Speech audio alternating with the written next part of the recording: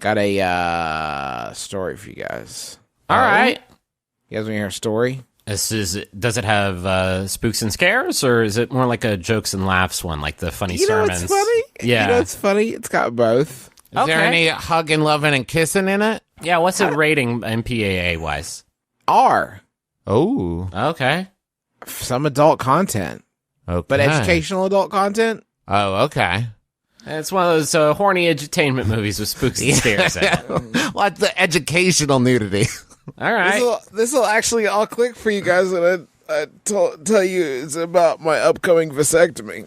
Oh. Oh, geez. So you can see how it all kind of tracks, right? Oh, my. So just to set the stage, I did not know Don't really gotta set it more than that. Well, I didn't. This is the first we're here. This is the first sort of vasectomy-based conversation that I believe the three of us have had, unless you and Travis are having secret sidebar vasectomy chats. We all share our calendar, and mine has had an appointment labeled vasectomy. You are fucking kidding me. When?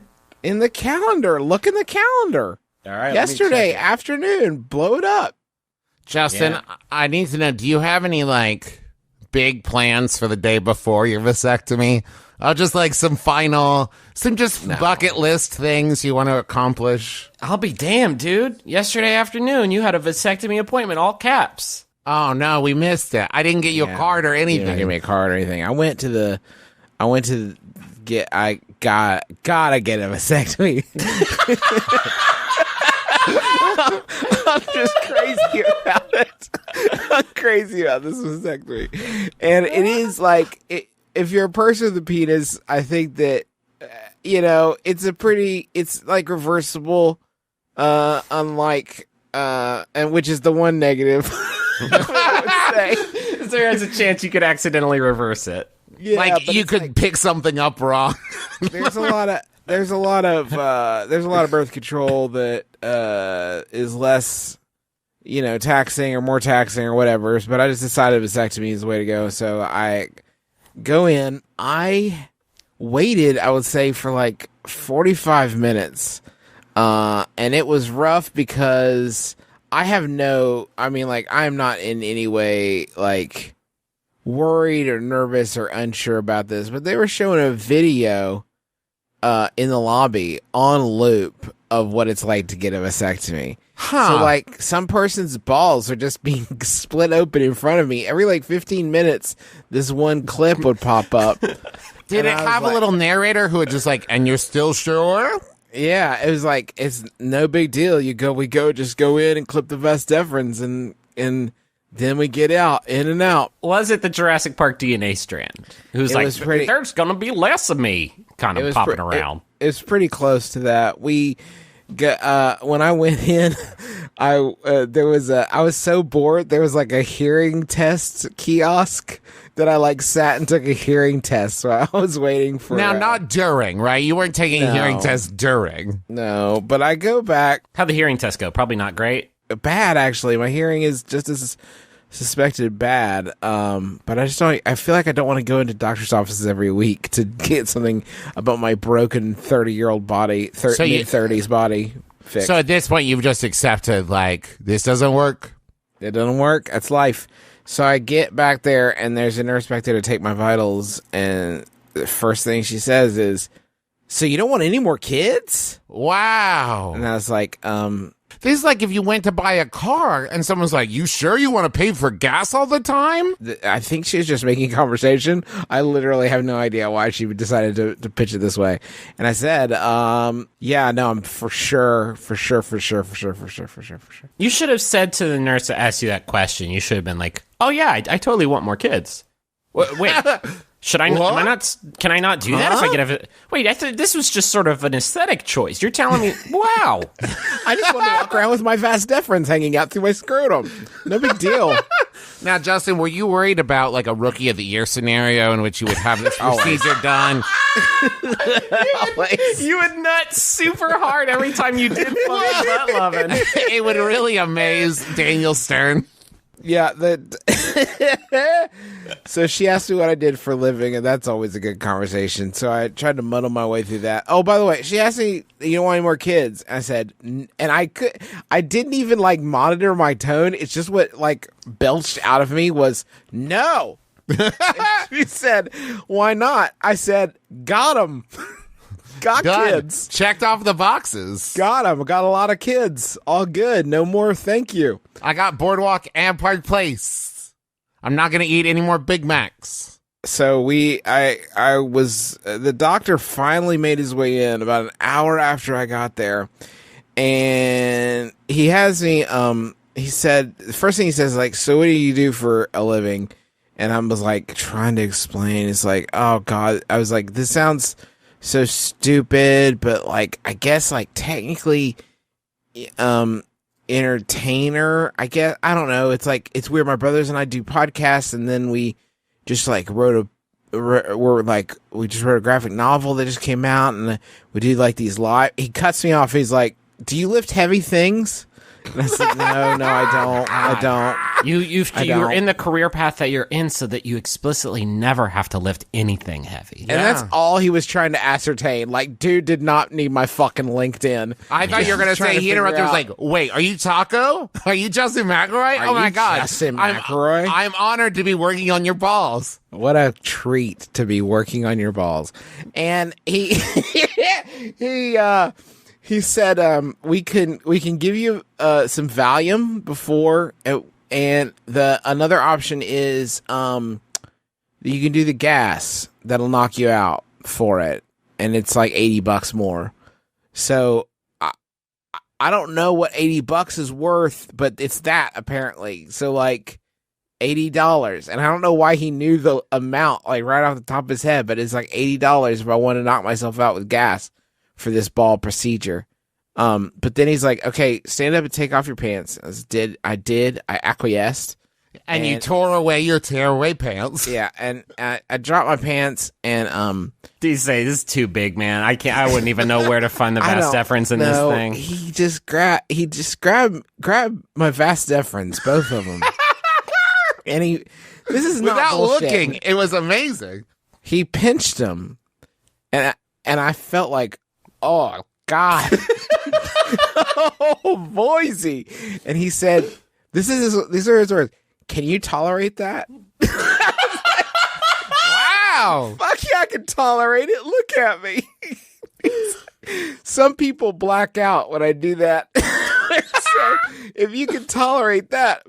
And he was like, if he was tolerating that, we should be good to go. Some people black out. But in the back of my head was thinking, fuck, if I was one of those people that blacked out, I could save myself $80. You just pinch my vas deferens, knock me out. Where's the word of warning? Like, hey, I'm about to pinch some stuff. You might black out. No word of warning. The other word that I didn't get was like, you can pull your pants back up. Because we were like a few sort of conversational threads into this discussion before I was like, can I cover my balls? Or tell me more about podcasting. Yeah, is there more we need to address? So we we finished that appointment. I make my appointment for the thing. He said you'll need a driver, which it was a fun, like, give it a fun sort of heist feel. The theft of Justin's ability to create. Call Statham. I got a guy working on my balls. You need a no baby driver. Oh. So I'm in the like sort of checkout area, and I'm getting a date for when I could get my vasectomy. The doctor at first offered me, how about tomorrow? And that was a part of me was like, fuck yeah, let's go. And I told him, I was like, unfortunately, that won't work for me because I'm gonna have to watch both of my kids all day by myself. But I'll definitely be brave for a vasectomy after that. So let's go ahead, and we scheduled it out. And as I'm standing in the checkout area when they're making my appointment, and the lady's like, so there's a couple things you just need to be aware of. When you come, you're gonna need to bring somebody to drive you, and a Valium to take, and a jock strap. And I'm like, I don't have a jock strap. And she was like, you can get one at the gift shop. What? but bring it with you. And she said, you're going to need to wear a jock strap. She said, you're going to have some swelling for about 48 hours. Sexual activity will be okay after a week. And you're going to need to wear the jock strap for 2 weeks to alleviate the discomfort. I was like, so really though, sexual activity will be okay in 2 weeks? Really? Like, let's go ahead, and the question of sexual activity will be off the table as long as the jock strap is in the equation. Okay, so we got the jock strap, and then the last thing, this is wild, you got to come back. She was like, you're going to need 20 evacuations after you have the surgery, and then we'll test your sperm count again. So it could, and then you'll be sort of like clear for, sex without condoms, but 20 evacuations. So it could be, 3 or 4 months before we're ready to test that. And in my head, I'm like, yeah, it could be. I was so happy she snuck in 3 or 4 months, because I was ready to be like, oh, so just never mind. So just like a 6-pack of Gatorade or whatever. So do you have a waiting room, or is there someplace comfortable? 20's a tall order, but Jesus Christ. So but this is the worst part. Yeah, she's like, at that point she gets like really vague, like upsettingly vague about this sample procedure. And she was like, so you'll just have the cups and you'll bring in the cups and we'll test them. And I was like, okay, like, where are the cups coming from? Oh, we'll have them here. And she was like, and then you want to take them to the, let me actually scratch that out in the form. See, it says you used to take them here, and she scratches it out and she's like, but actually you're going to take them to the lab. And they're actually at this different address. And she scratches it out and writes something else in. Then she's like, and their times are different, actually. Scratching it out and write it back again. So at this point, like, I'm going to bring a cup of jizz to somebody. Can we please nail down exactly when and where that is happening? Like, I don't even know where I get the cups. Like, will you give me the cups here? I actually asked her, like, I don't know how to say this, but, will I prepare the sample at home, or will I prepare the sample here? That seems like a small question. It's the biggest biggest imaginable, humanly possible. The biggest difference, like she said, and it doesn't have to be right away, but it should be within 2 hours of procuring the sample. And I'm like, ma'am, I cannot weigh the social ramification. Please just tell me exactly how many minutes and I'll do it perfectly. Give me some time. I don't want to rush, but I don't want to be late. I want to know the exact method this is happening. Here you go, still steaming. Right. No, you nasty pervert. The cups, you're supposed to use different cups. It's only been 10 minutes. That's way too soon. You just cranked off. You just cranked. Did you already have your shoes on and your keys in your other hand? What are you doing? We did a temperature scan on this. You're like dirty just now. We did it like the you live. Sir, we have security cameras, okay? You can't do that. We did it like the Predator. This stuff's magma red hot. Also, you have no sperm. Congratulations. Yeah, but also nice. The cum puzzle has been solved. So I'm now like worried about, there is going to be a period when people talk about the back catalog of the show.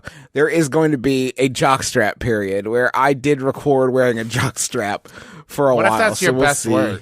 Maybe that's like, then I'll have to keep it on all the time. It'll get like superstitious about it. But anyway, now, I do see in the calendar now your actual vasectomy day, the day that the vasectomy will happen. And I know it is, because I'm not going to say what day it is, because I don't want you to get tweets from people like, congratulating you or checking in on how you're doing. So just go ahead and start sending those in nonstop for the next month.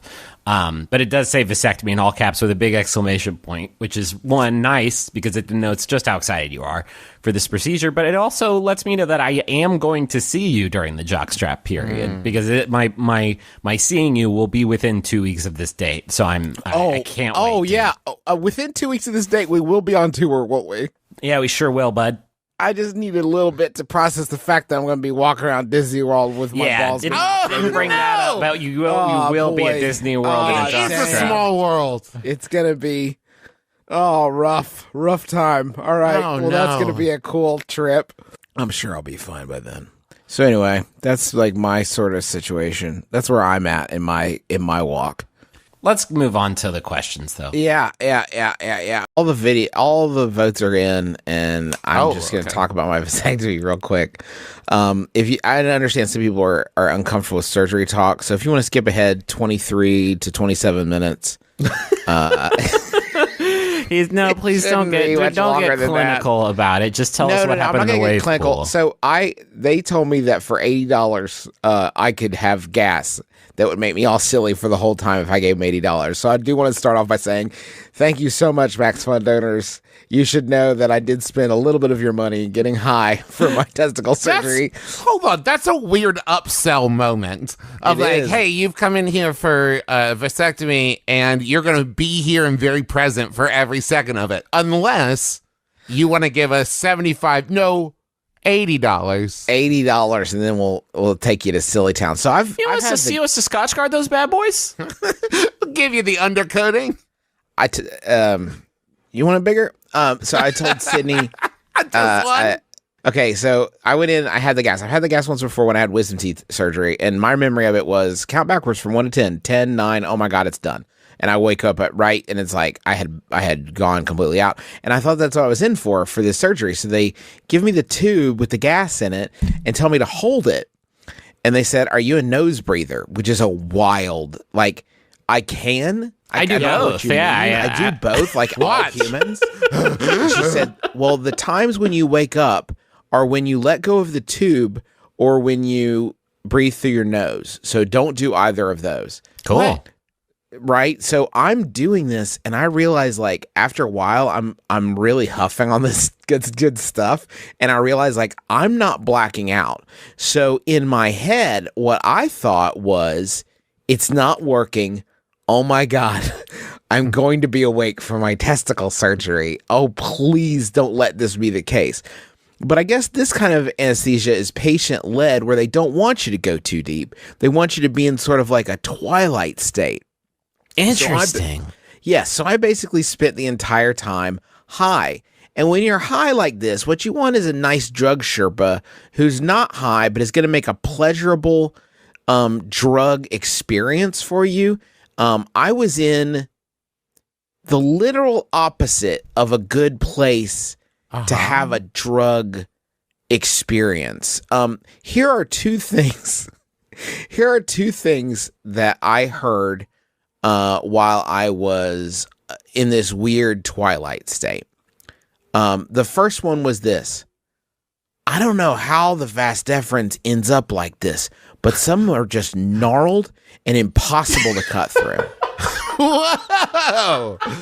Whoa! Like tree bark, this guy's deference is. Hey, hold on.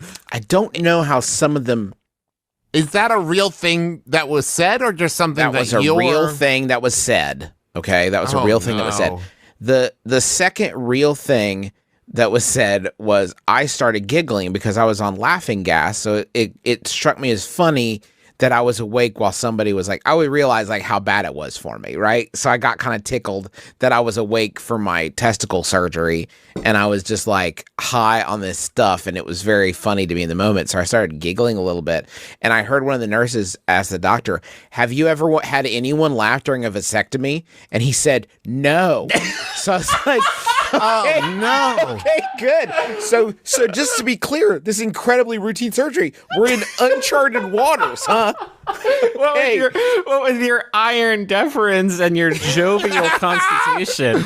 Now here's holy the first shit, thing. juicer! I was still extremely high. I cannot. I mean, because the whole time I thought I should black out, so I was huffing this good stuff even harder, and just huffing and huffing, trying to black out because I didn't want to be so present for my penis surgery as I was, and I real huffed it. So when I got done with the surgery, I was still extremely high, and the first thing that my doctor says to me is, "Now remember, you're still fertile." What? And I was like, then what the fuck are we doing here? How could you say that to me, a high person? And he said, well, and he didn't clarify. Of course, what he means is it takes a while before, everything's like all the little spermies are dead or whatever, and they've cleared the pipes. Is that what he said? Is it that's what spermies? No. He said, and then he said, your vas deferens is very knotted and hard to cut through. And it's like, I'm high. I don't know how to process what you're telling me. So he said, there's a lot of torsion down there. And what I said to him in the moment was, my wife and I don't do weird stuff. But that's fine for people that do. And he looked at me like I was a moon man. Like an I can't imagine why. I can't imagine why. I love that you were still sex positive in your... Oh, yeah, for sure. I didn't want... I mean, I have firm beliefs that I need everybody to get down with. After